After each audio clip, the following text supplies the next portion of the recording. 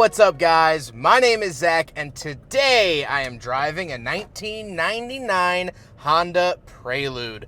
Up front is a 2.2 liter inline 4, and down below is a 4-speed automatic transmission. Now, I am super excited to be driving this Prelude because it's been a couple of years since I've driven a Prelude. I think these are incredibly quirky. You don't see them anymore. The Prelude name currently isn't in use by Honda. However, they do have a Prelude concept. We'll see what comes of that in the coming years. But to me, this was kind of the peak era of Honda. This is one of Honda fans' favorite vehicles, and I'm excited to do a dive into it today. But if you would like to submit your own vehicle, you can head on over to my website, zackpradel.com/submit. It's a quick and easy submission form. It takes under a minute to fill out, and I come out to you. But let's get back to that H22 2.2 liter under the hood. Well, for 1999, the Prelude got a pretty hefty refresh, and part of that was upping the horsepower. This makes about 195 horsepower. However, if you got the manual transmission, it would make a solid 200. So you did get a 5 horsepower bump if you got the manual transmission, but this is only the automatic. The H22 is an interesting engine because we didn't really see it used all that much after the Prelude. Honda seemed to favor the K series with the K20 and K24.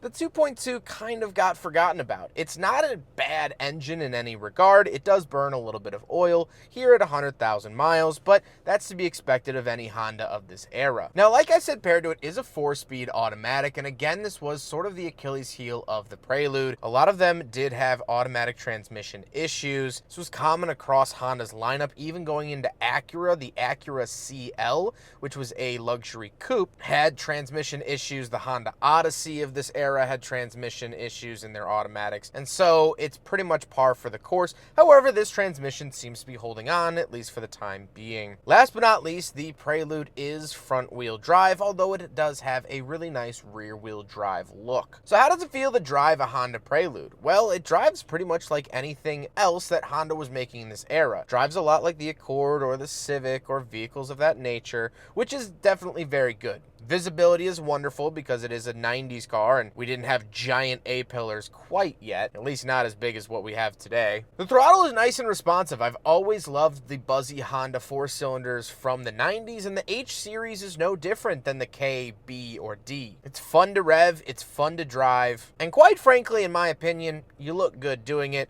But we'll talk about that with the exterior. With that stuff out of the way, let's talk about the interior. Well, in front of me, I have 4 very simple gauges. Off to the left is my coolant temperature and tachometer. Off to the right is my speedometer and fuel. I love how clean Honda made their gauges in this era. Incredibly simple to read, and I think that they aged really, really well. On the steering wheel, we do have 2 horn buttons along with the cruise control off to the right. And off to the left of the steering wheel, we do have a climate control vent, cruise control button, sunroof slider, and the gauge dimmer switch, followed by a little cubby, maybe for a parking garage pass or toll receipts. Moving out of the door, we do have a tiny little speaker along with the lock and unlock, power mirrors, and power windows. Moving into the center, we do have a hazard switch with a digital clock, 2 climate control vents, and our climate controls. Again, Honda of this era, I love how clean and simple they were. It's not minimalist, but it's not superfluous. Every button has a little purpose, and that's very clear here with the climate controls. I think they work really well. It's easy to see what is what, and I like that. Down below, we do have an aftermarket radio because any radio from the 90s doesn't keep up with modern tech, and so the owner, Jim, has swapped that out. We do have a 12-volt outlet, and moving into the center, we have the shifter. You'll recognize this shifter from a lot of other Honda products, and I really enjoy it. I think it works well. I call these the jigsaw shifters, which I actually think I coined this term in my last Prelude review a couple of years ago. I think that's when I started calling them jigsaw shifters. So very fitting to call another one here in the Honda Prelude. Down below, we do have a little ashtray that is used as a coin holder, and then we have cup holders. So we will do a big friggin' bottle test here in the Honda Prelude, and unfortunately, it fails, but it's not for lack of trying. It does really want to fit the bottle, but it sort of bows the plastic a little bit. I don't want to force it. I don't want to break anything. And once it is sort of sitting there, it's wobbly. It falls over while driving. And so I can't give it a confident pass, but hey, at least it tried. Then we do have a little armrest with a dual opening center console. You can open the top and the bottom. And then we got to talk about the seats. I love this fabric. I don't know what it is about this fabric or this era of Hondas, but I really like these seats. And you'll find these in Civics and Accords and all the vehicles of that era. It's not particular to the Prelude, but I just really love this style of seat. You know, it has that warm sense of nostalgia, but actually on a cold day like today, they are warm seats. Like, it's actually a really nice seating experience, even though it wasn't the highest end. I would beg to differ that leather seats of the 90s were less comfortable than the fabric seats, but what do I know? Speaking of seats, however, we do have back seats, so I will jam myself back there for your enjoyment. I'm in the back seat of a Prelude. Barely. That seat is still all the way scooted up. If it were back where the driver would be, I wouldn't really have kneecaps anymore. This is not a big four-seater. I would not want to take my friends around here if I had the option not to. It's the back seat of a coupe, but this was supposed to be, you know, a sporty little coupe, and so the back seats aren't a big priority. If you did have a big priority of back seats, Honda at the time had so many vehicles offered, whether that be the Accord sedan, the Civic sedan had a higher emphasis on the back seats. They started producing the CR-V in this era, which was wonderful. It could be had with a manual transmission too. There were options, and so if back seats were a high priority, you wouldn't buy a Prelude. That's just kind of the end-all be-all, so I can't really complain too much.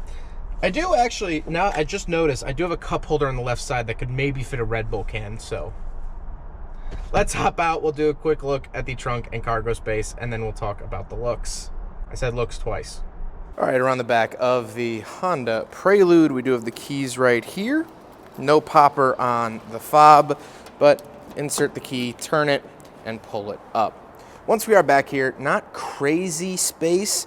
I mean, it is pretty decent for the caliber of car that it is. Just don't expect to fit your new Lazy Boy recliner right in the back. So nothing really too crazy, but that is the trunk space of a Honda Prelude from 1999. Now we got to talk about the looks, and I've always loved the look of the Prelude. I also love the fact that this is in a nice shade of red. I feel like all of them I see are silver. This is really nice. And overall, they always look rear-wheel drive to me, but Honda was good about doing that. I always thought the Del Sol looked rear-wheel drive, but wasn't. So the Prelude as well, I always thought it kind of had a long nose, but not that that was a bad thing. And what can I say? I'm a big fan of how this looks. These are aftermarket wheels. However, I think they're very tasteful ones. With all of that being said, let's get on to my final thoughts. What do I think driving another Honda Prelude? Well, first of all, the car at hand, it's lovely. Although it is an automatic, and I would love to test out a manual if anyone has a manual. The automatic is a little bit lazy, but the car really likes to go, it likes to drive, and that's what was so special about Honda in the 90s. The cars just felt like they were ready for anything. There were these little baby golden retrievers. They wanted to have fun. They had a big bushy waggy tails and took any curve or even straight road on as a challenge. They had spirit and they had might. However, in 2001, they decided to kill off the Prelude. And like I said, there is a concept out right now, but so far, nothing at our dealerships. Why did they kill off the Honda Prelude? There don't seem to be any big downsides. Of course, they can easily fix a transmission issue. That's not what sunk these cars,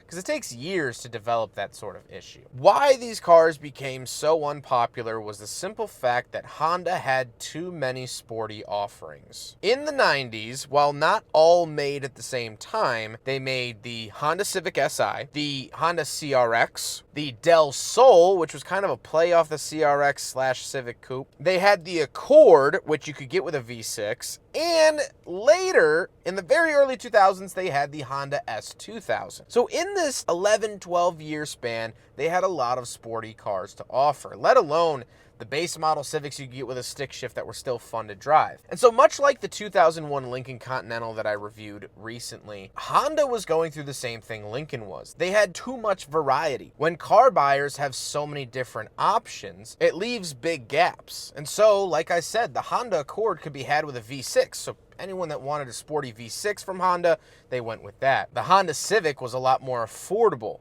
than the Honda Prelude. So if affordability was your biggest concern, you went with the Honda Civic. If you wanted a convertible that was a little bit sportier, you would go with the S2000 or even the Del Sol. All of these cars had a sort of niche, however you pronounce it, not totally sure. They had their own thing. They had their own superpower. And the Prelude just didn't. It looked nice and it drove well and they were fantastic cars, but they didn't set themselves that far apart. They didn't have that one redeeming quality that would make me stand in a Honda showroom and go, that. I like the Civic, I like the Accord, but the Prelude has that thing. It didn't have that.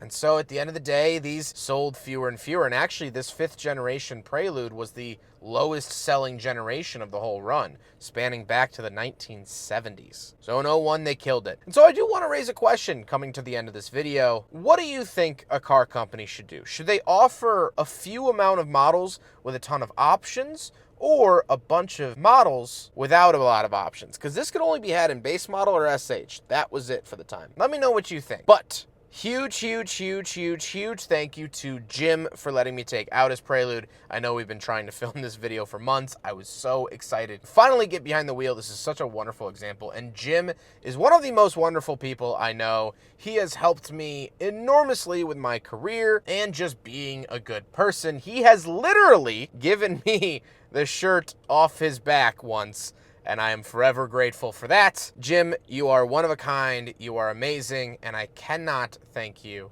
enough. Please go check out Jim's Instagram account. He has a fantastic page for nostalgic vehicles like this. He also owns a Cavalier convertible, a bunch of really cool stuff. And Jim also hosts a radio show called Drive Chicago. Please check that out. He has a huge involvement in the Chicago Auto Show, and he's one of the best in the business. So please go check out all of his stuff found in the description below. But I hope you guys enjoyed the video. Don't forget to rate the video, comment on the video, and subscribe if you really liked it. Take care, guys.